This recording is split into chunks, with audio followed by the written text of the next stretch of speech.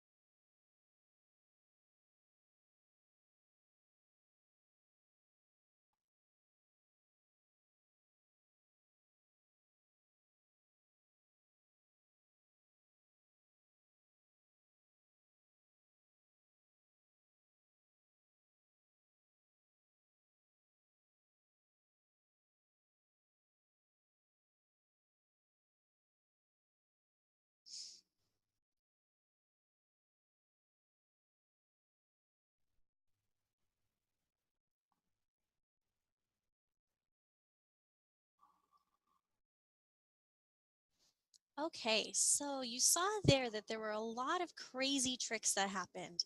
And this film was seen by a man named Emile Cole, who lived from 1857 to 1938. Emile Cole was French and spent his younger years just sort of wandering around the streets of Paris. He participated in puppet shows. He would draw caricatures on the Parisian streets. And in his 30s, so in the 1880s, he became a comic strip artist for a popular newspaper in France. And this is something we'll hear over and over and over again. So a lot of these men who are animators, especially in the early years, either were comic strip artists and then switched to animation, or they started or they wanted to be comic strip artists and then couldn't find a job and ended up being an animator. So he says he became interested in cinema when he saw a poster advertising a film based on one of his own cartoons. And he went, hey, wait a minute. I could do that. And then fascinated in animation after seeing what we just saw with the haunted hotel.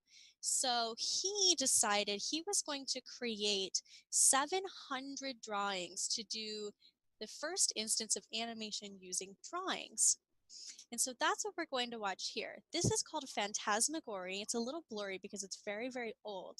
But it's from 1908, the same year the Haunted Hotel came out. So he saw the Haunted Hotel and went, I can do this, and just really went to work hard on this short. It's only about 90 seconds long and it is silent again, but it's really important for the development of animation. So let's watch.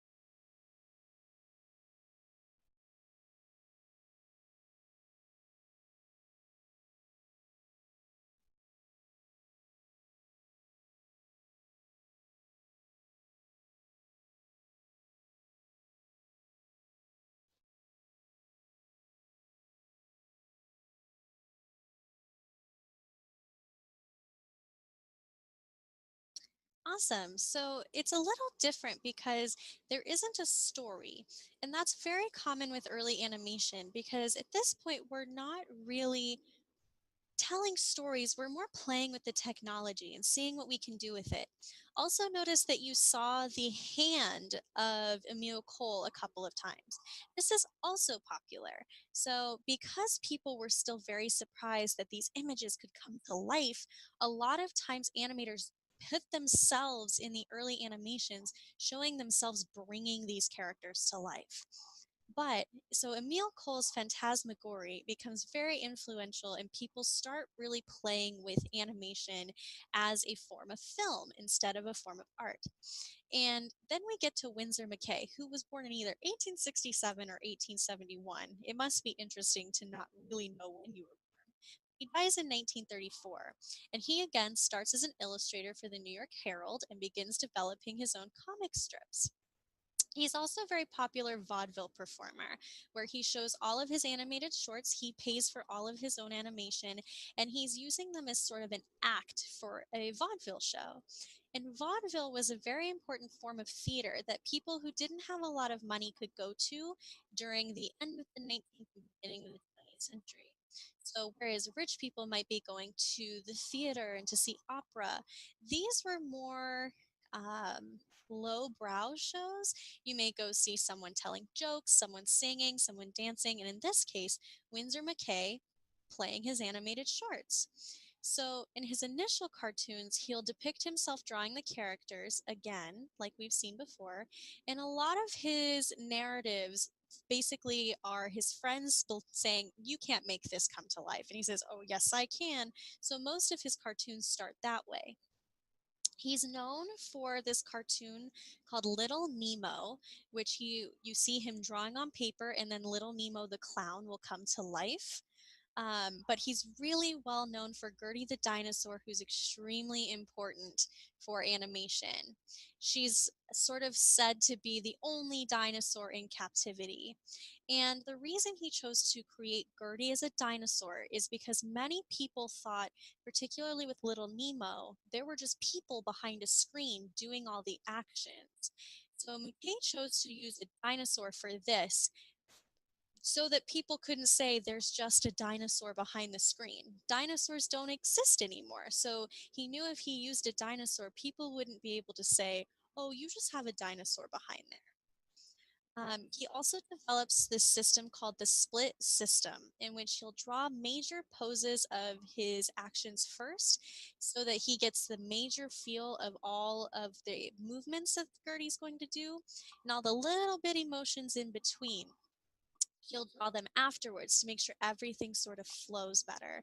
So animation is just like a flip book, and for every second you're going to see anywhere from 8 to 24 frames or pictures, depending on what kind of animation it is. So this just means instead of drawing frame 1, 2, 3, 4, 5, 6, 7, 8 in that order, he would draw frame 1 and then frame 8, and then go back and draw all the frames in between to make sure that the dinosaur would move the way he wanted to.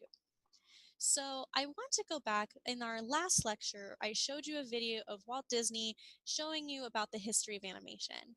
And what Walt Disney has done in that same series is actually reenacted how Winsor McCay would have interacted with Gertie the dinosaur on stage instead of as a short film. So I'd like to show you this segment of the story of the animated drawing, where he's interacting with Gertie the dinosaur in that vaudeville setting. By the end of the 19th century, drawings had been made to appear to move, but only in a limited way. Progress was again waiting on invention, and this came with the development of the motion picture film and the motion picture camera. This new medium opened the door to further experiments with the animated drawing. In the year 1906, J. Stuart Blackton made a short film novelty called Humorous Phases of Funny Faces. The drawings were made with chalk on a blackboard. The movement was affected by erasing and redrawing parts of the figures.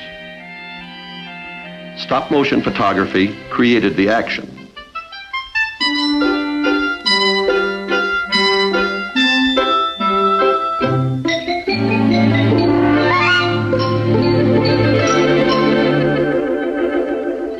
Winsor McCay, the famous newspaper cartoonist, made several noteworthy experiments with animation.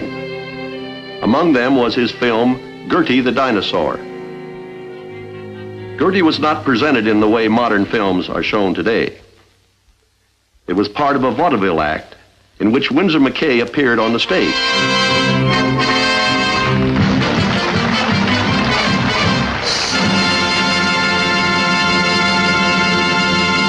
Ladies and gentlemen, I give you Gertie the Dinosaur.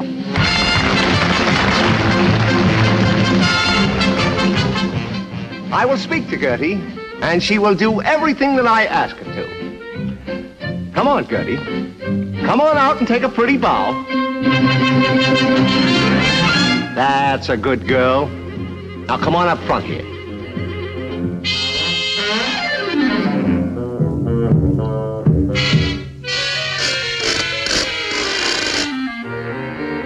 Bow to the audience, Gertie. Stop that nonsense. Let's get on with the act. Now, will you be a good girl and make your bow to the audience? Okay. That's enough. Don't overdo it. Now, raise your right foot. Come on, Gertie. That's good. Now raise your left foot. Your left foot, Gertie. Your left foot. Never mind that sea monster. Your left foot. Come on, Gertie. Now stop acting like a dim-witted dinosaur. Take it easy, Gertie. You're a bad girl. All right. Now stop that crying. Here. Here's a nice pumpkin for you. Good, huh? Now will you raise your left foot? Thank you. My, you have an appetite today. Aren't you afraid you'll spoil your figure? Well, let's get on with the act. Gertie. Gertie, pay attention. Oh, it's Jumbo. Now, Gertie, don't hurt Jumbo. He's just trying to be friendly.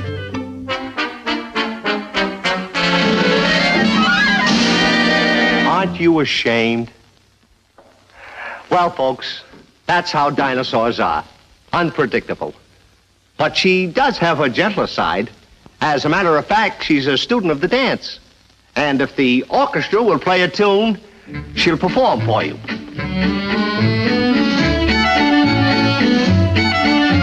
Right on her feet, isn't she?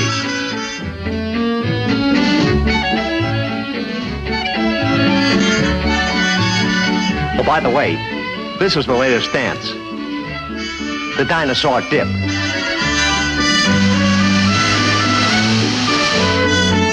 Now, Gertie, you had that coming to you. Now, roll over and play dead. That's fine. Now get up. Come on, get up. Let's get on with the act. Up. Up on your feet. Hey, Gertie, look at that four-winged lizard.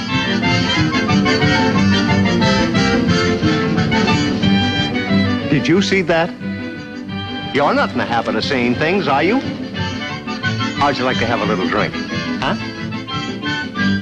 Well, there's the lake. Go on. Take a little drink.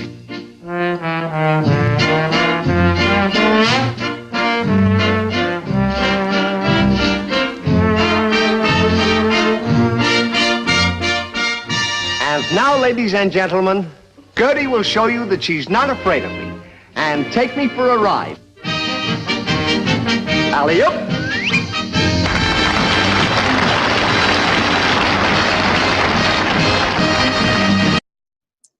Awesome. So Gertie the dinosaur is really important for a couple of reasons.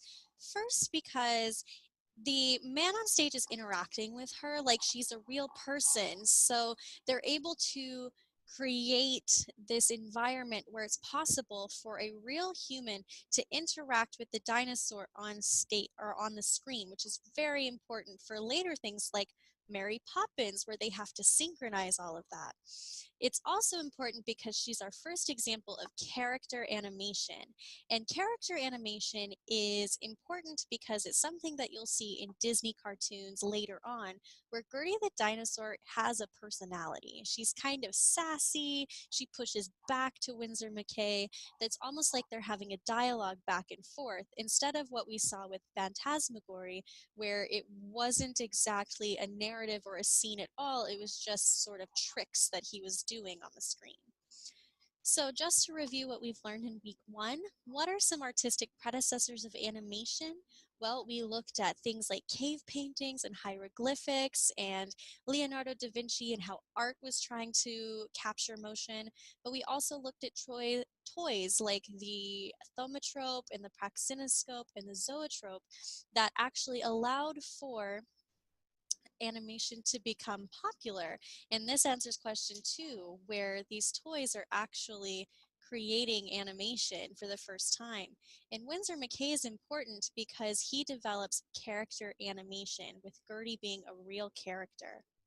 So for next week, so for homework, I'm going to ask you to watch shorts by 3 of the biggest names in animation at this time. So Walt Disney, the Fleischer Brothers, and Otto Mesmer. I'll post the links on the course page, and then I want you to take a few notes about what you notice is similar and what is different about how these cartoons look, and then write your observations on the course page and share them with each other. And I'll jump in and give you some notes. Thank you so much, everyone, for being here. Have a really great week. I'll see you next week for week 2 when we start talking about early Walt Disney.